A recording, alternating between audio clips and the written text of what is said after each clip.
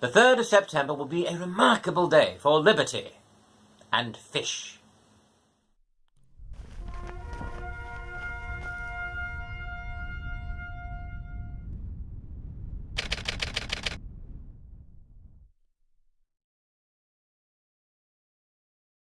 The year was 1783, and after having been in France time and again for 5 years, I had the ability to share happy news with my wife, after having conveyed the same sentiment to Congress the day before. Paris, September 4th, 1783. My dearest friend, I have the satisfaction to inform you that the definitive treaties were all signed yesterday, and the preliminaries with Holland were signed the day before. Ours is a simple repetition of all the provisional treaty. So we have negotiated here these 6 months for nothing. We could do no better, situated as we were. And it is an unfortunate truth. At the end of November 1782, we, parts of the Peace Commission from the United States and the British delegation, had put together a preliminary treaty. And of course, after 10 months of time apart to reflect and time together to debate and negotiate, essentially nothing had changed.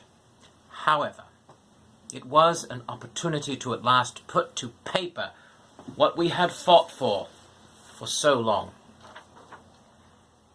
His Britannic Majesty acknowledges the said United States, etc., to be free, sovereign, and independent states, that he treats with them as such, and for himself and his heirs and successors relinquishes all claims to the government, propriety, and territorial rights of the same, and every part thereof. And, of course, in addition to the recognition of our sovereignty and liberty, I had the privilege of ensuring our fishery. For you see, England, in some of the early drafts of treaties, seemed to be restricting New England from fishing in Newfoundland and other common fishing areas. Well, I had to protest greatly, because if New England was restricted in such fashions, it would affect their means of trade, not only with southern states, but with parts of the rest of the world, and it, of course, would limit the ability to pay off any British debt which they had so longed to collect. Fortunately, when it was addressed thusly, they did understand our concerns, and, fortunately, New England's interest in fishing was protected, more or less.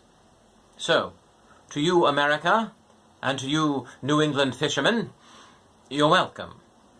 Patience and perseverance has paid off.